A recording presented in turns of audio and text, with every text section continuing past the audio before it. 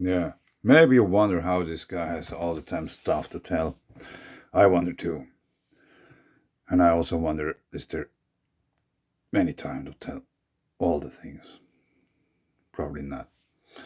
But I just wanted to point out a few things. I try to be quick.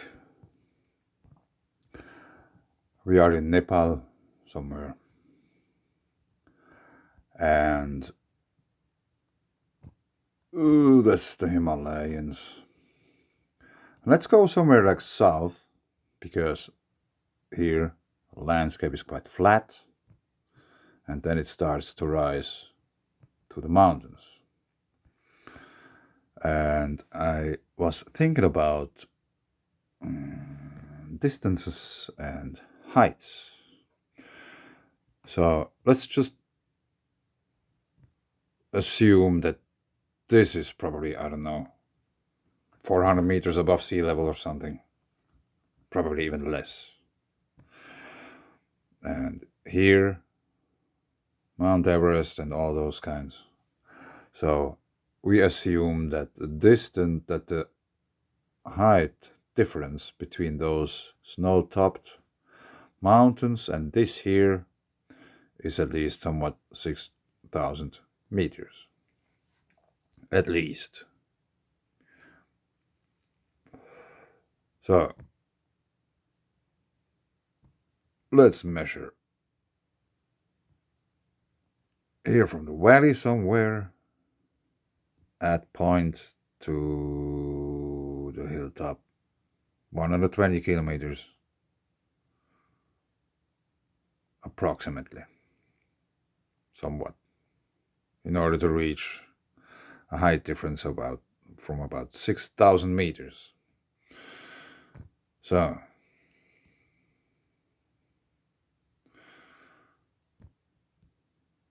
let's go to La Palma.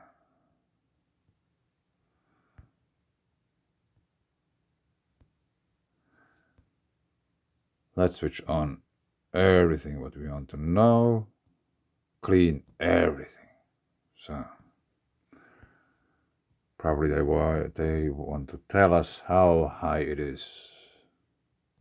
Our mountain. Muchacho. Rog de los muchachos.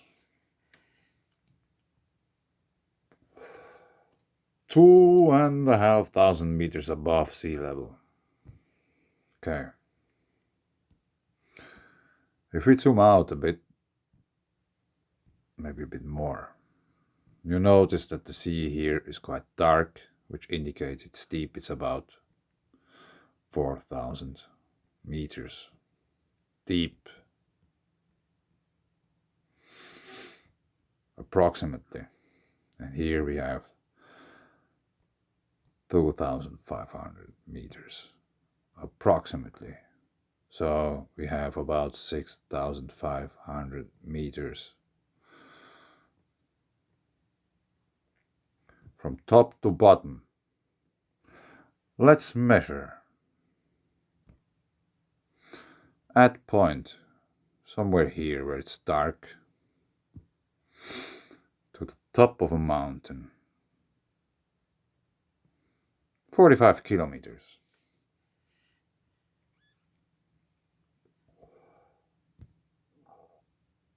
So,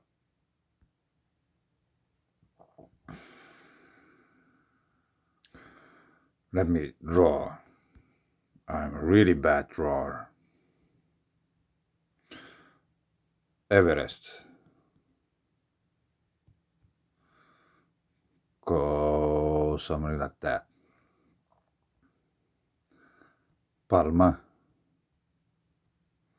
Go something like that. 6,500 meters.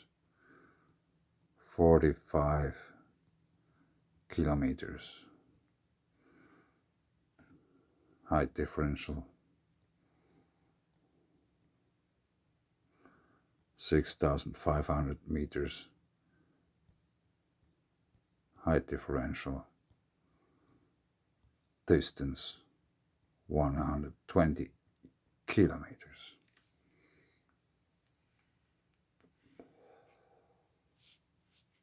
So, this was the first thing I wanted to tell you, that actually those islands are really high and steep mountains. And you probably know how steep things behave. They're not that stable. So let's jump to the other thing. We are once again back at Wikipedia. This could be a really long video, but I'll try to keep it short. Basalt is an aphanitic intrusive igneous rock. What the hell means aphanitic? I watched it already, but I forgot it. Ancient Greek, given to certain igneous rocks that are so fine-grained that their component mineral crystals are not visible to the naked eye. Okay, really fine-grained rock. Formed from the rapid cooling of low-viscosity lava rich in magnesium and iron. Exposed at or very near the surface of a rocky planet or moon.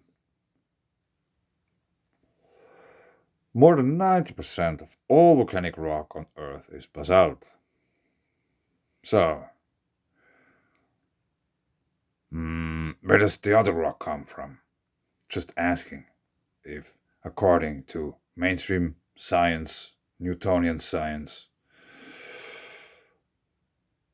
there's only like this kind of volcanic activities and meteorites. So, just asking. Well, let's continue.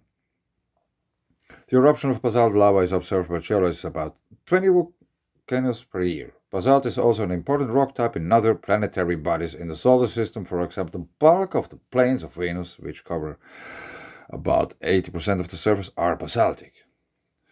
The lunar maria are plains of flowed basaltic lava flows, and basalt is a common rock on the surface of Mars. So, let's hop to another window, which was this one. Yeah, now I really got good prepared for that, even though I have no idea what I was trying to say in the first place.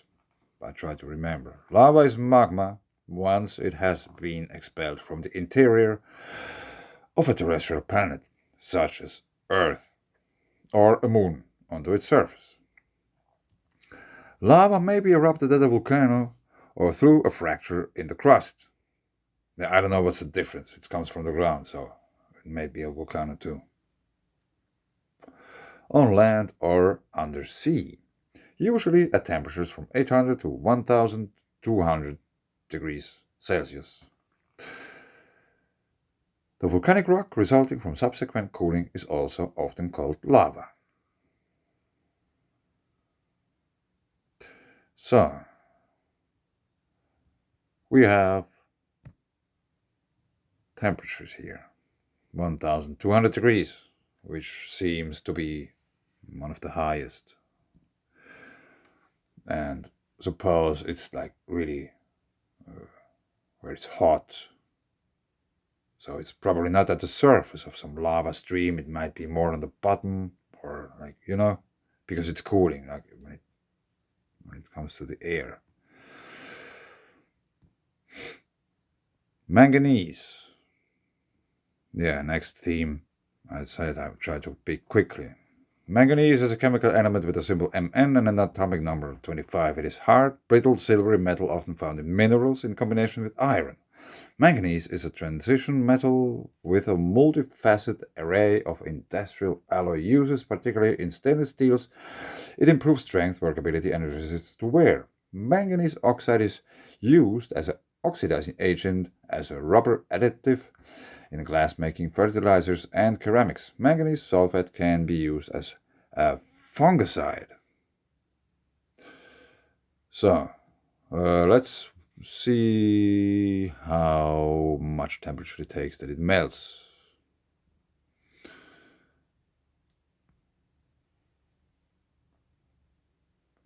(1246 degrees Celsius),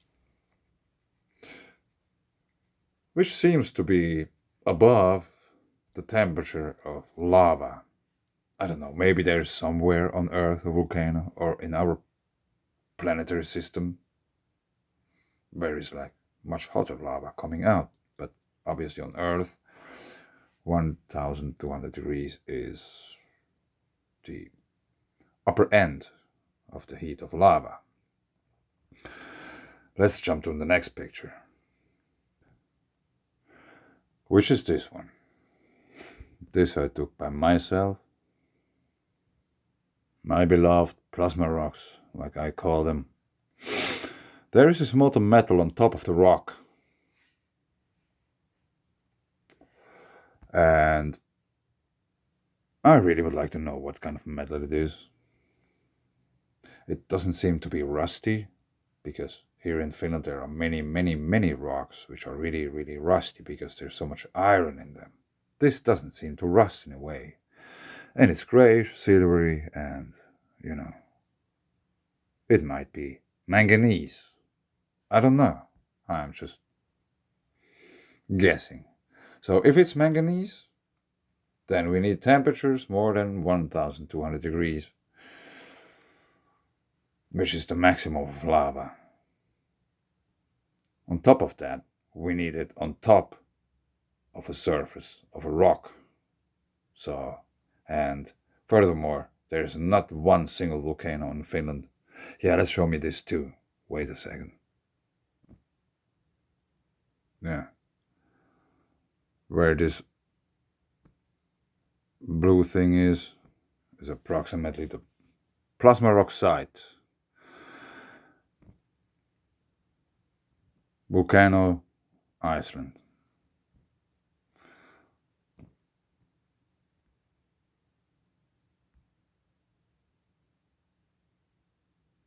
I can't even zoom so far out that it would measure. So it's roughly, what, 2000 kilometers? We have volcanoes here. They are even more far away. And Koblenz. Remember, landslide and stuff. Might be no coincidence that it happened where are volcanoes. Actually, there's another one too. That's really difficult to make. 1,400 kilometers, 1,600 kilometers are the closest volcanoes to Finland.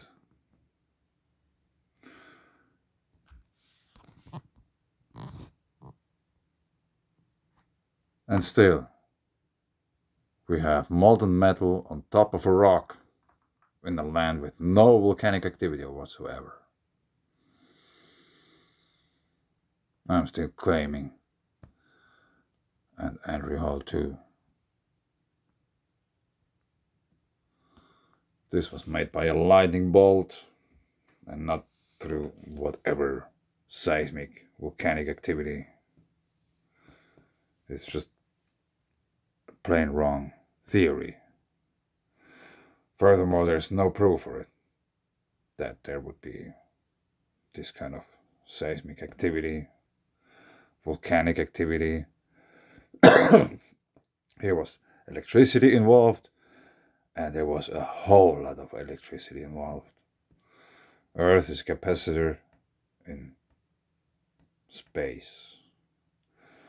Energy running through around the edges, on the surface, under the ground, in the magnetosphere, like all the time. Day and night, like always. Sometimes it's more, sometimes it's less.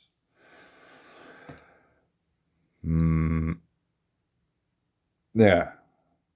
Actually, I remembered one thing too. Let's go back to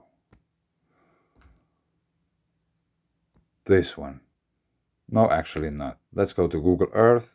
Where is it?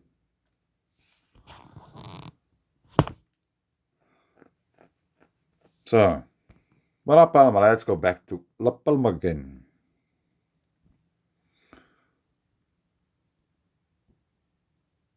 No. 45 kilometers.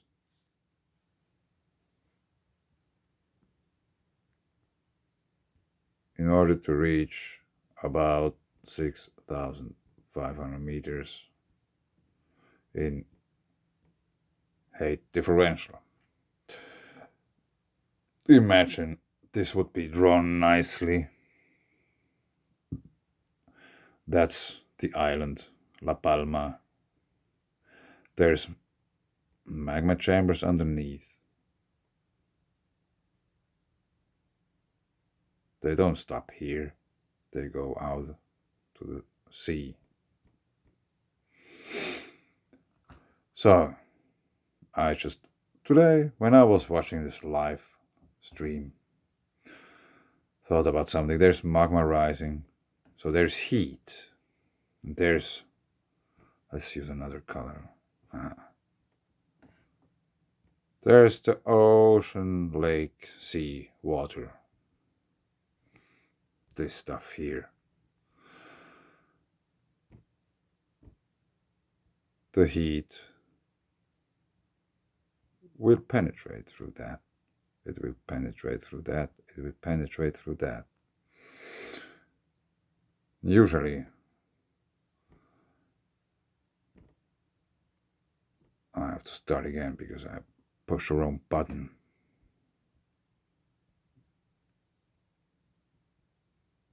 Vulcano. Water.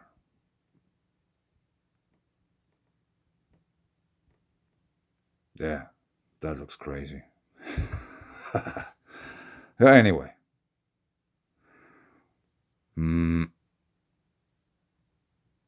That's a river. Many people think this is where the water is. Actually, the water is somewhere here.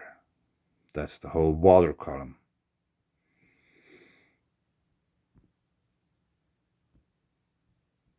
This is what you see.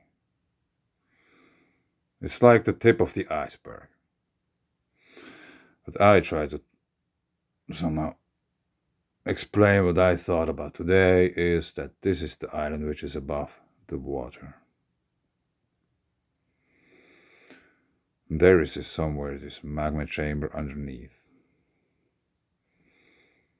And I somehow think that it is surrounded by some kind of groundwater just through pressure of 4,000 meters of water, which is pressing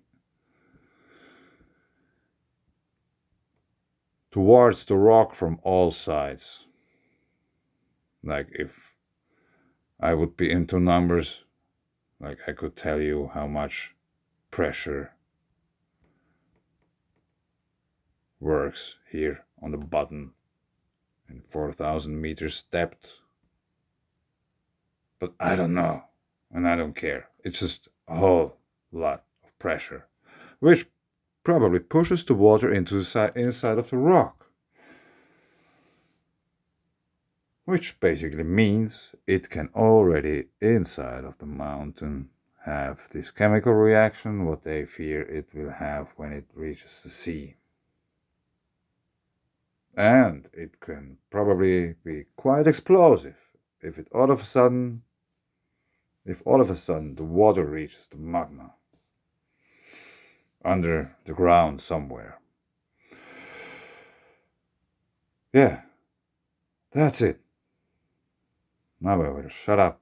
Thanks for listening.